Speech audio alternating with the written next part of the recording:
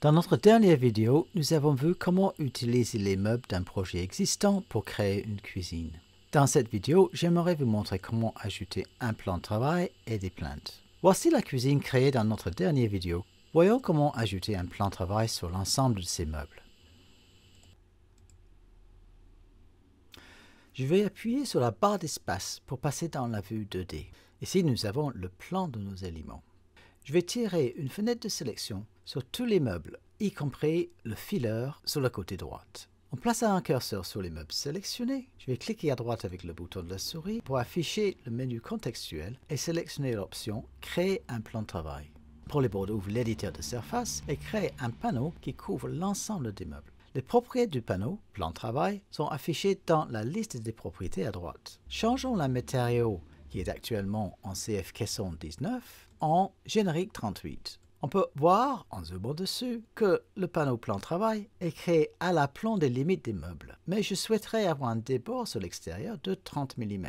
Pour créer ces deux bords, je vais cliquer sur un des bords et dans la liste des propriétés, je vois maintenant les propriétés du bord. Un des propriétés étant le débord. Dans le débord, je vais mettre 30 mm. Pour les bords, ajoute automatiquement un débord de 30 mm sur le plan de travail. Je vais faire la même chose pour les autres champs extérieurs de mon plan de travail. Quand je clique sur OK, le plan de travail est ajouté. Si j'appuie sur la barre espace, je peux le voir en 3D.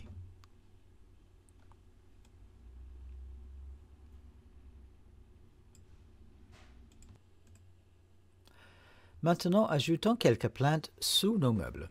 Pour cela, je vais passer dans la vue 2D en appuyant sur la barre espace. Comme les fileurs, les plaintes sont des meubles qui ne contiennent que le panneau plainte.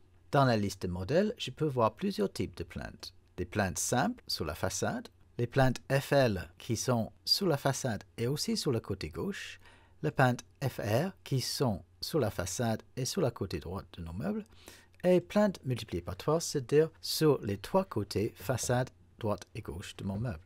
Notez que vous pouvez facilement changer ces noms dans la liste des propriétés des meubles ici. Plaçons une plainte de façade sur notre projet. Pour cela, je vais prendre plainte et je vais faire glisser un exemplaire de cet élément sur mon projet.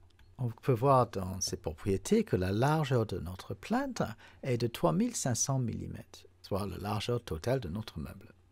Mesurons la longueur de plainte qu'il nous faut pour mettre sous les meubles du fond. Pour cela, je vais prendre l'outil de mesure et je vais mesurer la distance à partir du mur ici jusqu'à la façade de ce élément d'angle ici. J'ai 2440 mm. Je vais cliquer à droite et le placer en cotation permanente. Sortir de la cotation permanente. Et je vais maintenant ajuster la longueur de ma plainte pour correspondre à la plainte nécessaire pour passer sous les meubles du fond. Je vais le sélectionner. Et ici, je vais mettre la longueur de 2440 plus 50 mm, puisque je sais que la plainte doit déborder de 50 mm à gauche, car les plaintes sont en recul de 50 mm. Donc, je vais mettre 2490. La plainte est redimensionnée et je peux maintenant le clipser sous mes meubles. Ajoutons maintenant la plainte de retour, ici. Pour ça, je vais prendre une plainte FL avec le côté gauche. Je vais le retourner en cliquant dessus, cliquant à droite, rotation sélection de 90 degrés. Et je vais mesurer la longueur nécessaire. Avec l'outil de mesure, on va prendre la distance entre le bout de ce meuble et la façade des autres. 1040. Je vais mettre celle-là aussi en cotation permanente, sortir le mode mesure et prendre cette longueur ici. Cette fois-ci, la largeur de mon meuble, soit la longueur de mes plaintes, c'est de 1040 plus 50 ou 1090. Je peux aussi aller un peu plus loin pour avoir un recouvrement sur l'autre plainte. Donc, mettons par exemple 1110. Je peux maintenant prendre cette plainte et le clipser sous mes meubles.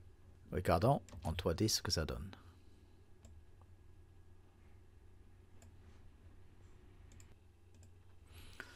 Pour terminer notre cuisine, ajoutons une hotte et une plaque de cuisson. Pour ajouter une hotte, je vais le prendre dans la liste des meubles Glass Hood, ce qui veut dire une hotte en verre. Je le prends et je fais glisser dans mon projet. Je clique à droite et je vais faire une rotation à 90 degrés. Si je regarde en 3D, on peut voir que la hotte est plaquée au sol. Pour mettre la hotte à la bonne dimension, une fois qu'il est sélectionné, je peux voir ici sa position en Z. On va mettre 1500. Et en 3D, on peut voir que maintenant la haute est à la bonne hauteur. Je vais le prendre et je vais le clipser sur le coin de mon mur ici. Je vais maintenant placer une plaque de cuisson. Dans le 2D, dans la liste des modèles, j'ai un stovetop, plaque de cuisson. De la même façon, je vais le coulisser dans mon projet. Cliquez à droite, faire une rotation à 90 degrés. Et je vais le coulisser et le clipser sous la haute. En 3D, maintenant, nous avons la plaque de cuisson sous la haute.